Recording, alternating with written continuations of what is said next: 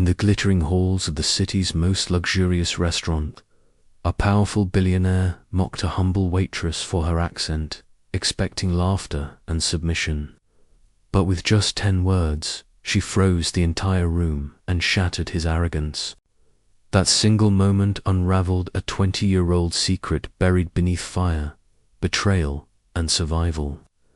As the truth clawed its way back, the billionaire's empire trembled, haunted by ghosts he thought had burned away forever.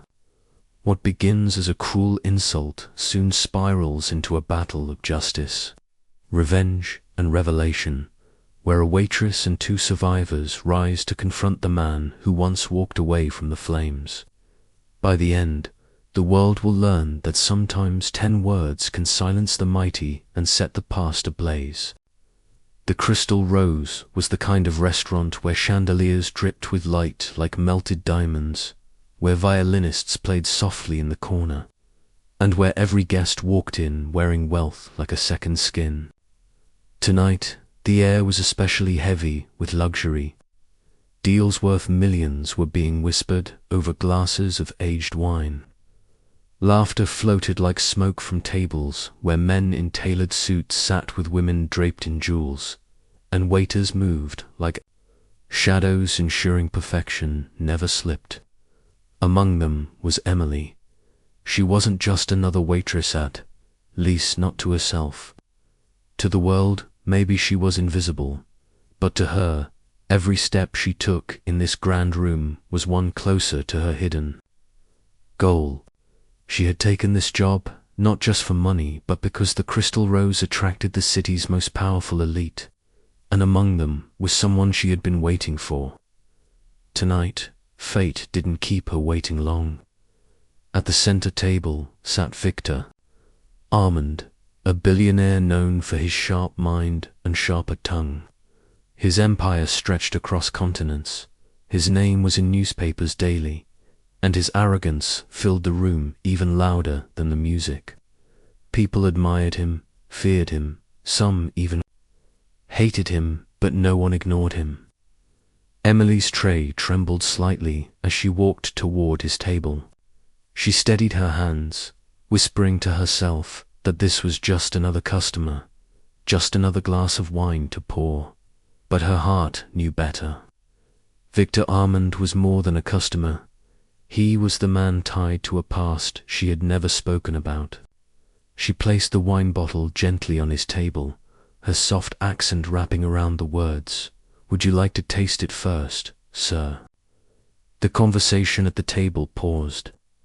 Victor tilted his head, his eyes narrowing not at the wine but at her voice. "Where on earth are you from?" he asked loudly enough for the surrounding tables to hear. Emily froze, her cheeks heating as whispers circled.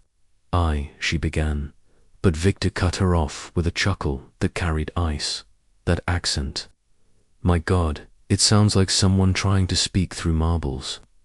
Tell me, do they let anyone work here these days? Even if they can't speak properly. Laughter erupted around the table. His companions smirked, some hiding behind their glasses, others openly amused. Emily's throat tightened. For a moment, she wanted to disappear into the ground, to let shame consume her. But then, something inside her shifted. She had promised herself she wouldn't be small tonight. She had promised herself she would face him. She steadied her breath, set the glass down, and leaned just close enough that her words would cut through the air but not sound like a scream. Her voice, still soft but steady, carried 10 words that silenced every laugh, froze every smile, and turned every gaze back to her. You mock me, Victor, but I know your darkest secret. The air snapped. Silence crashed into the room like a storm breaking glass. The violinists faltered, the bow of one string slipping into a sour note before quickly correcting. But it was too late. The whole restaurant was listening now. Victor's smirk evaporated as though someone had ripped it from his face. He straightened, his chair creaking, his eyes narrowing into slits of cold steel. "What did you just say?" he asked, his voice low, dangerous. A man not used to being challenged, especially not by a waitress. Emily didn't flinch. Her hands were steady now, her fear replaced with something sharper. She hadn't planned to reveal her hand this soon, but his cruelty had forced her. She had meant to wait until the moment was perfect, but maybe the universe had chosen for her. Around them, the diners leaned in, pretending to sip their drinks, but hanging on every word. A billionaire being confronted was spectacle enough, but a billionaire being shaken by a waitress, that was unthinkable. Emily took a step back, her eyes meeting his without fear. "You heard me," she said quietly, her accent no longer something to be mocked, but something that gave her words weight. Victor's jaw clenched. For a moment, he looked ready to laugh again, to brush it off as some ridiculous bluff, but something in Emily's eyes stopped him. There was certainty there, a dangerous knowledge, something that told him she wasn't guessing. She knew. He shifted in his seat, suddenly aware of the whispers around the room.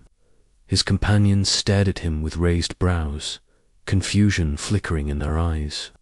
Victor Armand, the untouchable man, the one no one dared to humiliate, was cornered. By 10 words. Emily turned to leave, her tray balanced easily now, as though the weight had lifted. But before she stepped away, she paused just long enough to whisper over her shoulder, "This is only the beginning." And with that, she walked back into the sea of tables, leaving behind a billionaire who, for the first time in years, felt the ice of fear trace down his spine. Victor Armand sat frozen in his chair long after Emily walked away, his glass of wine untouched, his laughter dead in his throat. The people at his table exchanged uneasy glances, whispering questions he pretended not to hear. For years he had built an empire on confidence, charm, and intimidation, and in a single moment, a waitress had cracked the facade with 10 words.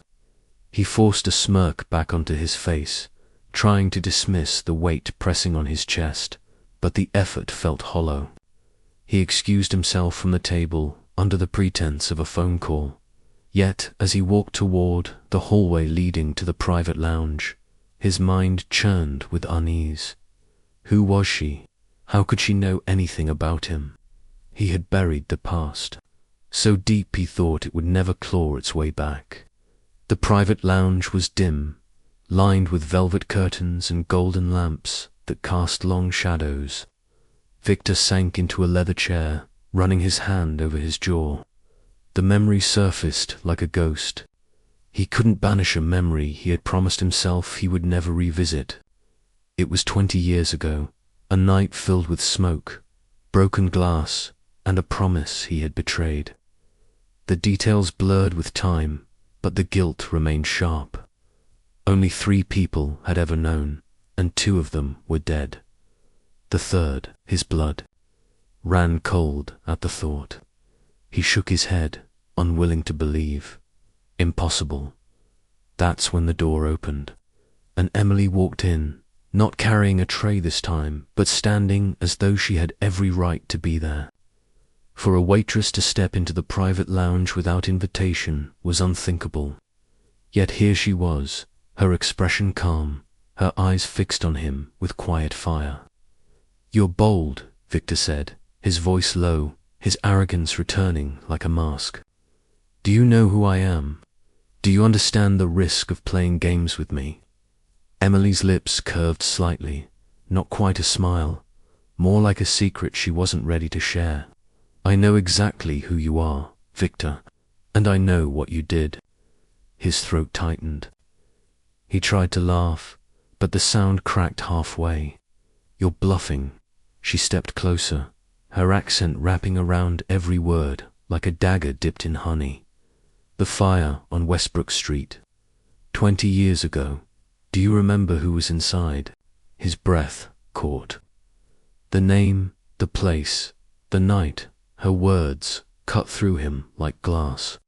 He clenched his fists, forcing his composure to hold.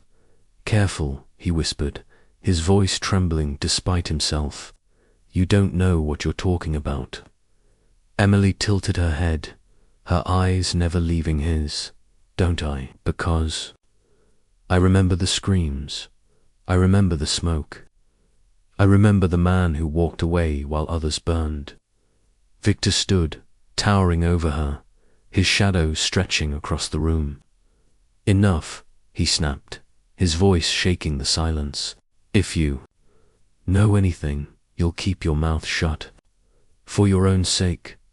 But Emily didn't flinch. "Or what? You'll ruin me. I'm already a waitress. What more can you take?" For the first time, Victor realized he had no power over her. Money, influence, fear, they were weapons he wielded against the world, but Emily was untouchable because she had nothing to lose.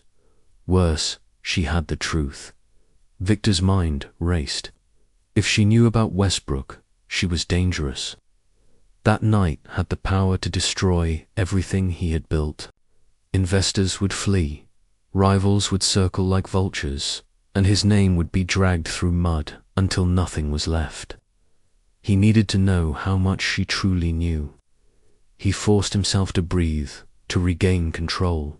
"What do you want?" he asked finally, his voice quieter, almost human. Emily studied him for a long moment. "Not money, not power. I want the truth. You've hidden it for too long."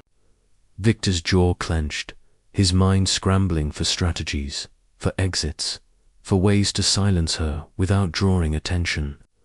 But then her next words sank into him like ice water. "And Victor," she whispered, leaning closer, "I'm not here alone." His stomach dropped.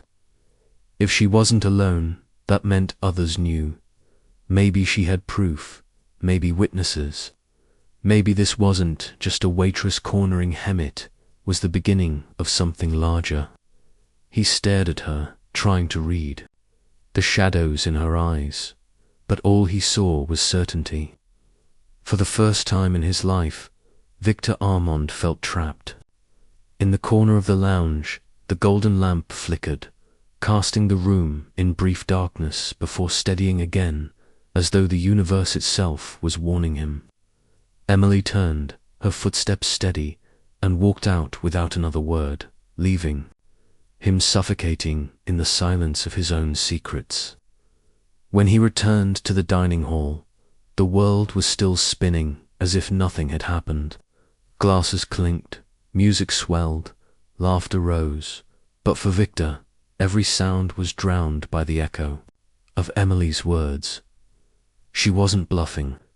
She knew, and if she wasn't alone, his empire was about to crack wide open.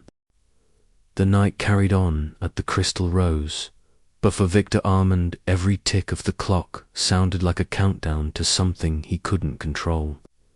He forced himself to smile, to toast, to laugh at jokes that didn't land, but his mind was trapped in Westbrook 20 years ago. Every time he closed his eyes, he saw the flames, heard the crackling timbers, and worst of all, the voice that cried out his name until smoke choked it silent. He had buried that memory under layers of success, buying silence with money, distractions with power, but Emily's words had unearthed it like bones dragged from the grave. When the dinner finally ended and his guests left with forced politeness, Victor retreated to his penthouse, a fortress of glass overlooking the city he thought he owned. He poured himself a drink, the whiskey trembling in his hand as he stared out at the skyline. But instead of lights and towers, all he saw was fire. His phone buzzed on the counter. He picked it up, expecting some investor or partner, but instead found a message from an unknown number. "We're not done. Meet me tomorrow, noon, St. Augustine's Chapel. Come alone." His chest tightened. The waitress, Emily, she wasn't bluffing, and now she was calling the shots. Victor slammed the glass down, spilling whiskey across the marble, and cursed under his breath. How had it come to this, him, a billionaire, at the mercy of a girl carrying plates? Yet the fear was real. He couldn't ignore her. If she knew enough to call him out in public, she knew enough to destroy him. Sleep came only in restless fragments, haunted by flames and a boy's terrified eyes. By morning, Victor's face in the mirror looked older, cracked by shadows he could no longer hide. He dressed in muted tones, nothing like his usual display of power, and made his way to St. Augustine's, a chapel long forgotten by the wealthy but still a refuge for the broken. Its stone walls were stained by time, its pews empty save for a few candles flickering against the gloom. Emily sat near the front, her posture calm, her hands folded, as though she were waiting for a prayer to be answered. She turned as he approached, her eyes steady, not a trace of fear.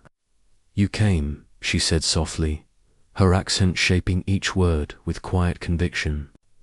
"I had no choice," Victor muttered, his voice rough. "You've dragged ghosts out of the grave. Tell me what you want." Emily stood, her gaze locking with his.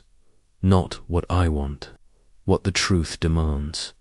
You owe it," Victor scoffed. But it rang hollow in the cavernous chapel. "Truth doesn't matter in this world. Power does, money does, reputation does. That's how I built everything, and that's how you destroyed lives," Emily countered, her voice rising. The words echoed through the chapel like a sermon. Victor's jaw clenched. "What do you know? You were a child back then, weren't you?" For the first time, Emily's eyes shimmered with something deeper, something raw. "I wasn't just a child," she whispered. "I was there.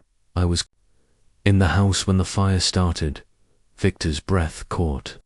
The blood drained from his face. "No," he said, shaking his head. "That's impossible." "You think no one survived?" Emily continued, her voice breaking slightly but her resolve unshaken. "But I did. I crawled through the smoke, through the splintered wood, and when I stumbled outside, I saw you. I saw you walking away while the flames swallowed everything, and I will never forget the way you didn't look back." The silence after her words was heavier than any accusation. Victor's knees threatened to give way, his chest tightening as if the fire itself had returned to consume him. "You," he whispered, "you're—" Emily's chin lifted. "I'm the daughter of the man who trusted you, the man who thought you were his friend, the man who died that night while you saved yourself and left him behind." The revelation cracked through Victor like thunder.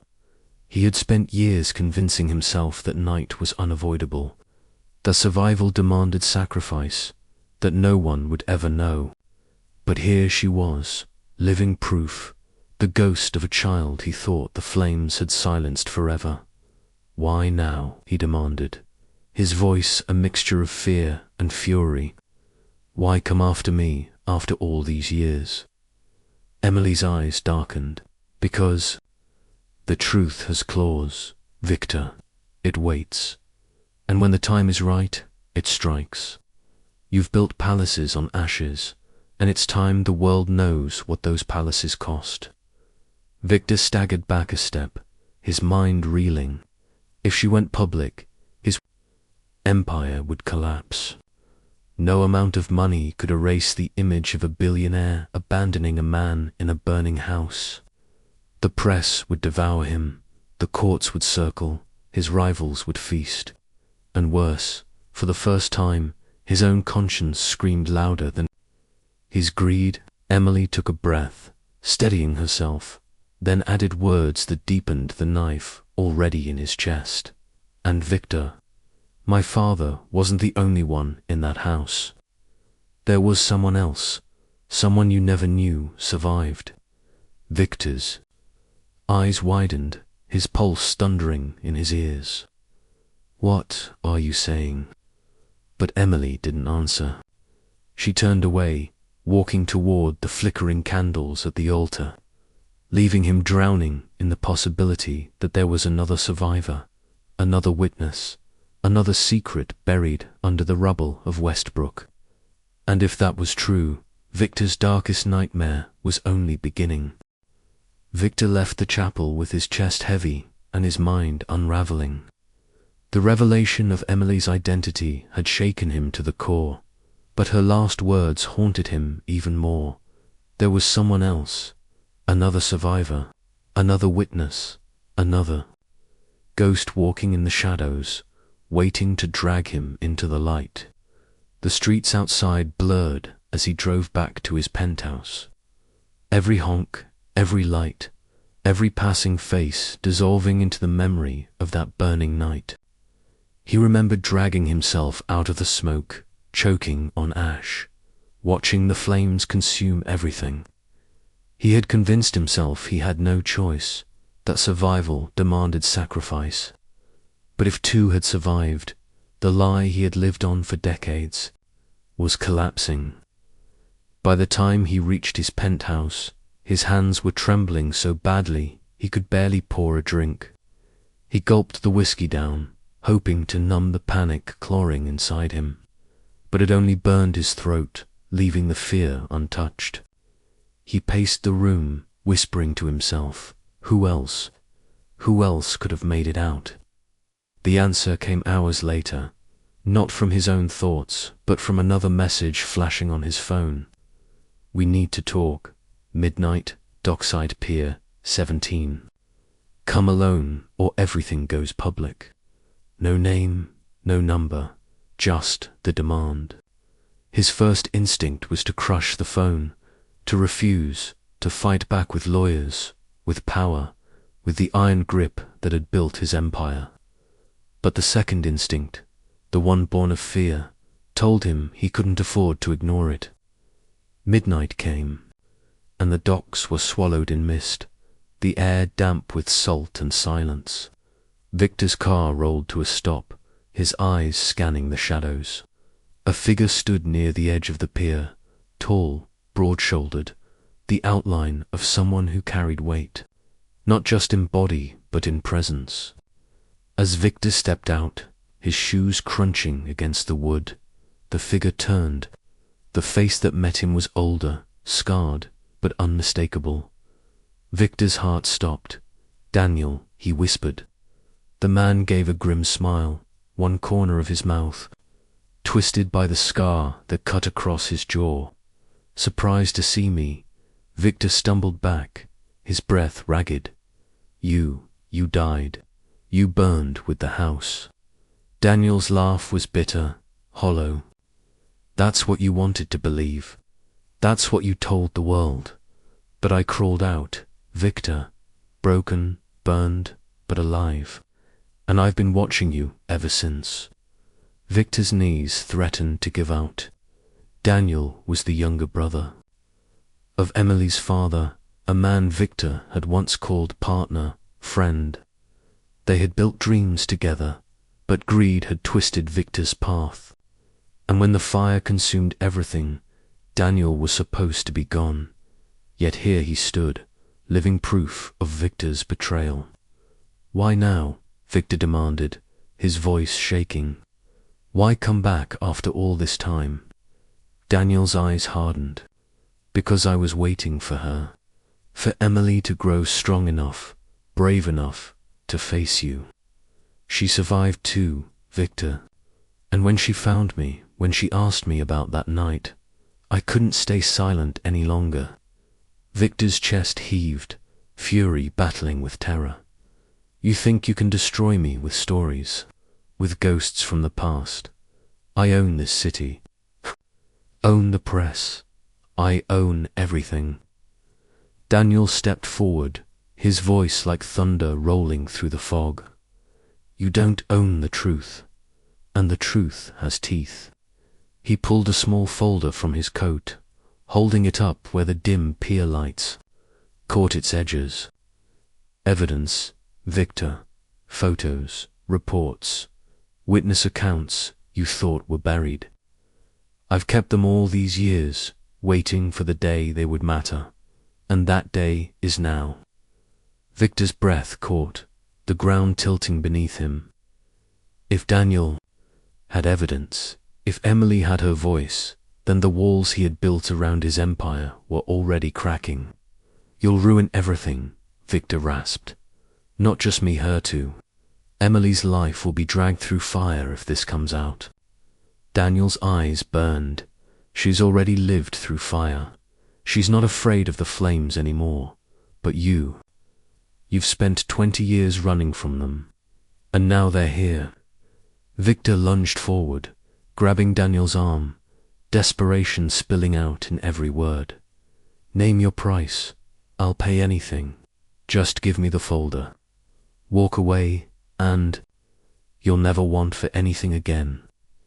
Daniel shook him off, his voice steady, unshaken. This isn't about money. It's about justice. About a man who thought he could leave others to die and still call himself powerful. The fog thickened, swallowing their words, but Victor knew the storm had already broken. 2 survivors stood against him now, armed with memory and proof. And for the first time in his life, Victor realized his empire wasn't built on steel and glass, it was built on ash. And ash couldn't hold forever. The night after Dockside Pier, Victor Armand sat in his penthouse, staring at the city below. But for the first time, the glittering lights didn't look like jewels. They looked like sparks from a fire, reminders of the night he had tried so hard to erase. Emily's words echoed in his mind. Daniel's scarred face haunted him, and the folder Daniel had shown threatened to shatter everything. He couldn't buy silence this time. He couldn't intimidate ghosts. The truth had finally come, and it was breathing down his neck. At dawn, his phone buzzed again with another message. Tonight, the Grand Hotel Ballroom. A press conference. You will stand with us or we will stand without you. Victor clenched the phone until his knuckles whitened. He had spent decades controlling the narrative, silencing voices, and bending the world to his will. But now he was cornered.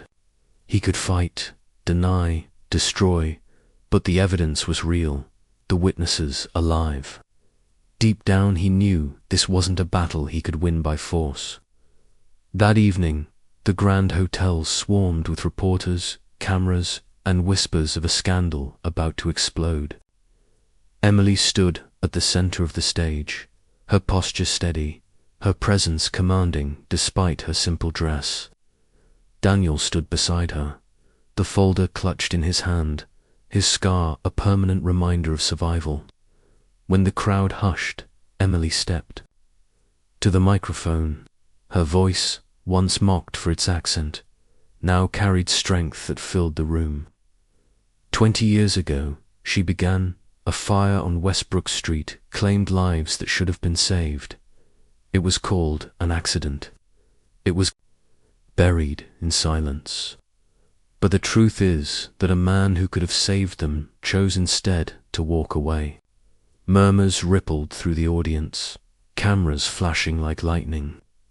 Victor stood at the edge of the stage, sweat beading on his forehead. Every instinct screamed at him to leave, to run, to deny everything. But Emily's eyes found his, holding him in place. Daniel opened the folder, laying out photographs of the burned remains, reports altered by money but preserved by time. Fragments of evidence that pieced together a story Victor had spent millions trying to erase. The weight of the moment pressed down until the silence begged for his response. Slowly, almost unwillingly, Victor stepped forward. The microphones angled toward him, the room hanging on his words. He could lie, as he always had. He could laugh it off, call it nonsense, crush them with the arrogance that had built his empire. But as he looked at Emily, he saw the child who had crawled through smoke. The eyes that had watched him walk away, and for the first time in his life, the mask cracked. His voice was low, almost broken. "It's true," he whispered. Gasps filled the ballroom, the noise crashing like a wave. Victor gripped the podium, his hands shaking. "I was there. I walked away. I told myself it was the only way to survive, that I couldn't save anyone else. But the truth is I chose myself, and I have lived with that choice every day since." Reporters shouted questions, flashes blinded him, but he kept speaking, his words raw. "I built everything to bury that night. Money, power, walls so high. No one could see inside. But the past doesn't stay buried. It burns, and tonight it finally burned through me." Emily's eyes glistened, but she didn't look away. She let the truth hang in the air, heavy and undeniable. Daniel stepped forward, his voice carrying the final blow. Justice isn't always about courtrooms and sentences. Sometimes justice is the world finally knowing who you are beneath the mask. The press conference erupted, cameras flashing, reporters shouting, the story spreading like wildfire. By the time the night ended, Victor Armand's empire was already trembling. Stock prices plummeted, investors fled, board members resigned. The untouchable man was undone not by rivals, not by markets, but by the two survivors he had left behind. Weeks later, the Crystal Rose buzzed with life as always, its chandeliers still shining, its music still soft. But among the shadows, people whispered a different story now. They whispered about the waitress who had silenced a billionaire with 10 words, about the truth that had finally clawed its way into the light. Emily continued her work quietly, not seeking fame or fortune, only peace. She had faced the man who destroyed her past, and she had won.